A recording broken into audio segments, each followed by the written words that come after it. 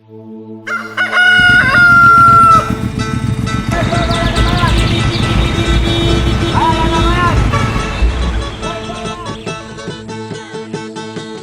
pa sumikat ang araw, gising na ang mga manggagawa. May kamay nang humahawak sa pala, sa gulong, sa makina, sa panulat. Sa bawat patak ng pawis, naroon ang pag-asa ng buong bayan.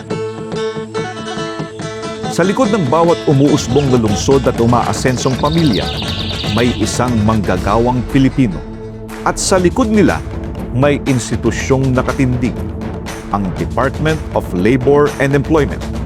Tatlo ang aming panata: disenteng trabaho, proteksyon sa karapatan ng mga manggagawa, at kapayapaan sa pagitan ng manggagawa at ng mga employers. Kaagapay ng DOLE ang mga manggagawa at maging ang mga employers na lumilikha ng trabaho. At sa pamumuno ni Kalihim Francis Tol Tolentino, mas pinatatatag ang DOLE para sa manggagawang Pilipino. Isang pamumunong nasa larangan, nakikinig at nag-uugnay sa manggagawa at employers tungo sa iisang layunin.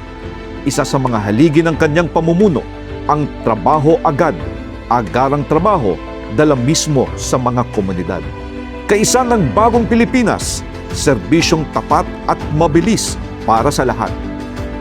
Para sa DOLE, ang manggagawa ay hindi lamang bahagi ng ekonomiya, sila ang puso ng pamilyang Pilipino.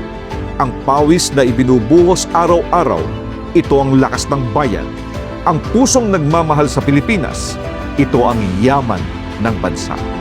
Sa ating mga trabahador, our employment rate has increased to 95.9%.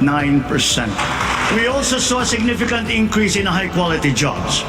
Underemployment too has decreased from 11.7% in May of 2023 to 9.9% today. This is our lowest number since 2005. We also saw an increase in middle-skilled employment, wage and salaried employment, and full-time jobs. Bilang pagsunod din sa tagudi ng ating mahal na Pangulong Marcos, inanaas po natin ang sweldo ng lahat ng manggagawa dito sa Metro Manila. Department of Labor and Employment, kaisa ng bagong Pilipinas sa serbisyong tapat at mabilis para sa lahat.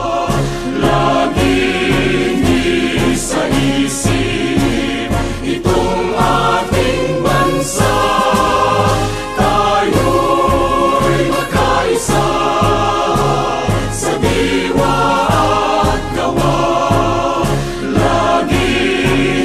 Sa pamumuno ni Kalihim Francis Tol Tolentino, kasama mo sa bawat hakbang ng paggawa.